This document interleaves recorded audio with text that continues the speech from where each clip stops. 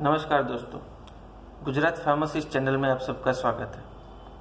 आज का टॉपिक है कोविशील्ड या कोवैक्सीन। आज हम सब मोस्टली जो मेडिकल फील्ड से बिलोंग नहीं करते उनके मन में ये क्वेश्चन है कि कौन सी वैक्सीन ली जाए, कौन सी वैक्सीन ज़्यादा बेहतर है। तो आज कुछ उन क्वेरीज को सॉल्व करने के लिए ये वीडियो बना रहा हूँ। दोस्तों, पहले ये हम समझ ले कि वैक्सीन आप सबको पता है कि वो एंटीबॉडी बनाती। अब मैं आपको जो कुछ बताने जा रहा हूँ तो उसमें ये समझ लीजिए कि जब भी मैं सैनिक या जवान शब्द इस्तेमाल करता हूँ, मतलब मैं एंटीबॉडी की बात कर रहा हूँ, और मैं जब दुश्मन की बात करता हूँ तो आपको समझना है कि मैं वायरस की बात कर रहा हूँ। तो दोस्तों, मेन वैक्सीन का काम क्या होता है, कैसे काम करती है, और ये जो दो वैक्सीन है कोविशील्ड और कोवैक्सीन, उनकी टेक्नोलॉजी अलग क्या है, मैन्युफैक्चरिंग मेथड इनकी अलग है, तो वो क्या है। तो देखिए दोस्तों, हमारी जो बॉडी होती है वो एक बेस कैंप होता है। उसके अंदर बहुत सारे जवान होते हैं, ऑलरेडी ट्रेन जवान, अलग अलग रोग के सामने रक्षा दे सके ऐसे जवान होते हैं। बस उनको इन्फॉर्मेशन मिलनी चाहिए कि इस टाइप के दुश्मन का हमला हुआ है, तो उसके लिए जो ट्रेन सैनिक होंगे वो निकल पड़ेंगे और हमारी रक्षा करेंगे। जब तक इनको इन्फॉर्मेशन नहीं मिलती तब तक वो हमारी बॉडी में ऐसे के ऐसे ही रहते। तो वैक्सीन का काम ये होता है कि इन्फॉर्मेशन वहां तक पहुंचाना। अब कोविशील्ड जो है, उन्होंने क्या किया है, बहुत ही सरल शब्दों में समझा रहा हूं आपको कि उन्होंने देखा बाहर कि दुश्मन का हमला हुआ है, और उन्होंने क्या किया, एक चिंपांजी को भेज दिया बेस कैंप में ये इन्फॉर्मेशन देने के लिए कि किस प्रकार के दुश्मन है, कितनी मात्रा में है, उनके पास कैसे हथियार है, उनको कैसे मारा जा सकता है। और ये जानकारी मिलने के बाद हमारे सैनिक निकल पड़ते। दूसरी तरफ कोवैक्सीन है, उन्होंने क्या किया, उन्होंने दुश्मन का एक जवान मार के उसकी लाश लाके बेस कैंप में हमारे सैनिकों के सामने डाल दी कि देख लीजिए इसको, ये दिखने में कैसे हैं, उनके पास हथियार कैसे हैं और उनको कैसे मारा जा सकता है। ये दोनों जो सिचुएशन है, दोनों में क्या हुआ है, अल्टीमेटली इंफॉर्मेशन मिल जाती है और हमारे सैनिक निकल पड़ते।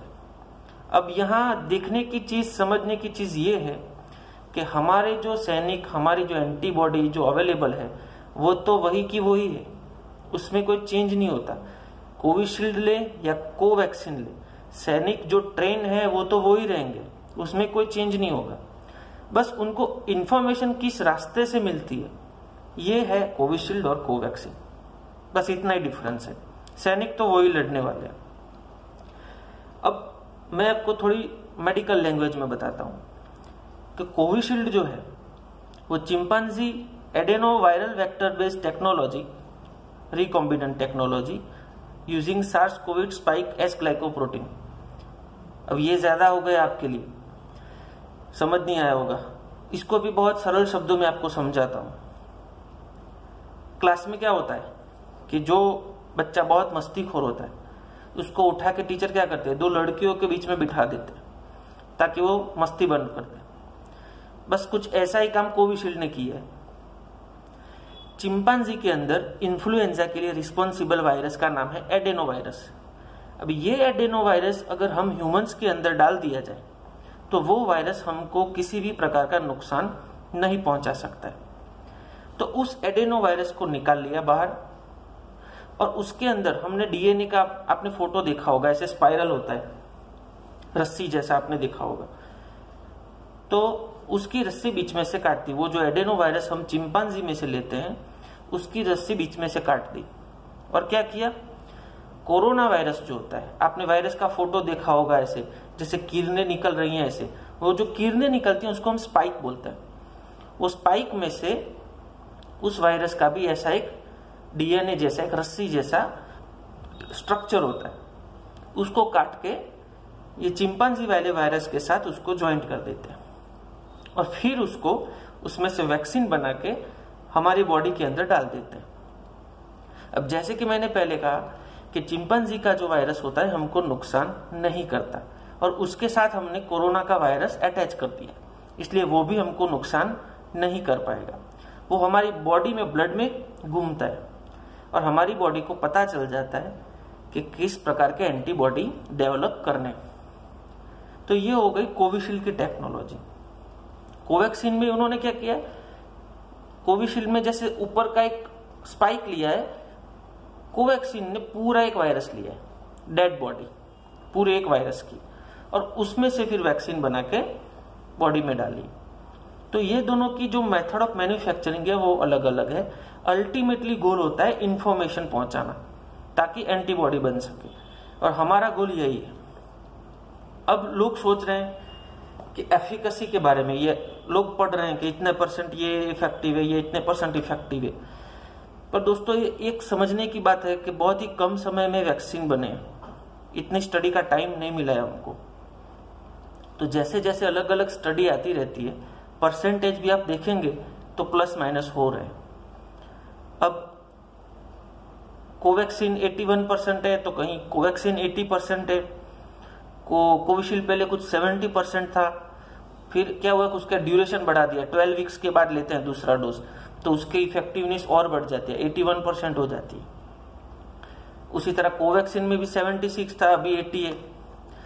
तो परसेंटेज पे आप मत जाइए, क्योंकि जैसे जैसे टाइम मिलता जाएगा, स्टडी होती जाएंगी, ये परसेंटेज कम ज्यादा होते रहेंगे। अभी जैसे कि लेटेस्ट स्टडी हुई है हेल्थ वर्कर्स पे, इंडिया में 500 से ज्यादा हेल्थ वर्कर्स लिए गए, उन सबको कोविशील्ड और कोवैक्सीन दिए गए, और स्टडी के बाद ये पता चला कि जिन्होंने कोविशील्ड ली थी उनकी बॉडी में एंटीबॉडी ज्यादा पाई गई है।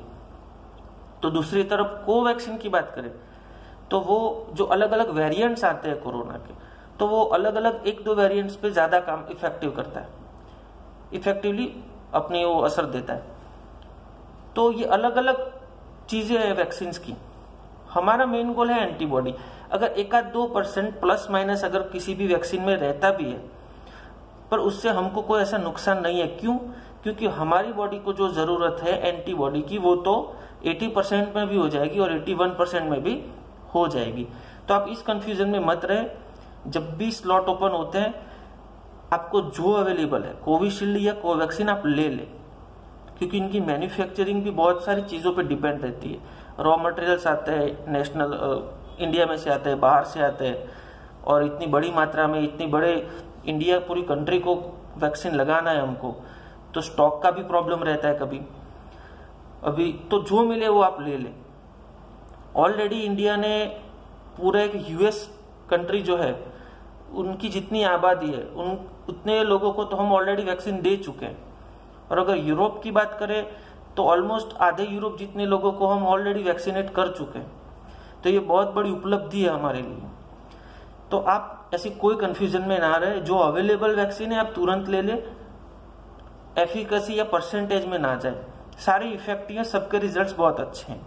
सिर्फ आपको इतना देखना है कि जो कोविशील्ड है, जो लोग फॉरेन जाना चाहते हैं, तो WHO ने प्रमाणित किया है कोविशील्ड को, तो जिन्होंने कोविशील्ड लिया है वो बहुत इजीली फॉरेन ट्रैवल कर सकते हैं।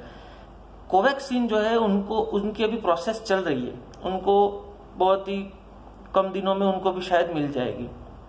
पर अभी जो कोवैक्सीन लिए उनको अभी फॉरेन ट्रैवल वो नहीं कर सकते।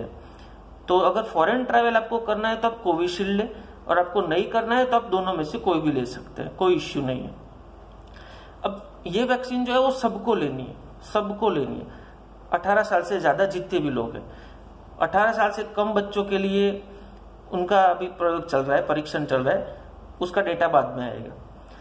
अब किसको नहीं लेनी है ये बात कर लेते हैं कि जिनको, जो प्रेग्नेंट महिला है उनको अभी नहीं लेनी है। दूसरा, जिनको वैक्सीन के अंदर जो अलग अलग इंग्रेडिएंट्स यूज होते हैं उनसे कोई रिएक्शन आता है तो उनको नहीं लेनी है। ऑलरेडी पहले डोज जिन्होंने लिया है और कोई रिएक्शन आया हुआ है तो उनको दूसरा डोज नहीं लेना है। तीसरा, कि जिनको ब्लड कोआगुलेशन डिसऑर्डर जैसे कि थ्रोम्बोसाइटोपेनिया वगैरह बहुत सारे अलग अलग डिसीज होते हैं, जिसको मतलब ब्लड कोआगुलेशन मतलब आपको सरल शब्दों में समझाऊं तो ब्लड का गाढ़ा होना या पतला होना, उसके रिलेटेड जितने भी डिसीज होते हैं उनकी दवाइयां चलती रहती है। तो ऐसे जो पेशेंट्स हैं उनको पता है कि उनको ये डिसऑर्डर है, बाकी लोगों को शायद पता नहीं चलेगा, पर जिनको है उनको पता है कि हमको ये ब्लड रिलेटेड इश्यूज है तो उनको डॉक्टर को कंसल्ट करने के बाद ही लेना है, बराबर। इसके अलावा कोई भी आदमी, कोई भी महिला ये वैक्सीन ले सकते हैं। और अगर इसके अलावा वैक्सीन से रिलेटेड और बहुत सारी इंफॉर्मेशन है जो हम एक ही वीडियो में नहीं डाल सकते। अगर आपकी कोई पर्सनल क्वेरी है, अगर आपको कोई क्वेश्चन है, तो आप हमारे इस चैनल पे कमेंट में जाके पूछ सकते हैं। और आपकी कोई भी क्वेरी है जिस मेडिसिन से रिलेटेड है या वैक्सीन से रिलेटेड है, तो प्लीज आस्क योर फार्मासिस्ट। और ये वीडियो अगर आपको पसंद आया है तो इसको ज्यादा से ज्यादा लाइक, शेयर करें और हमारे इस चैनल को आने वाले वीडियो देखने के लिए सब्सक्राइब करें। धन्यवाद।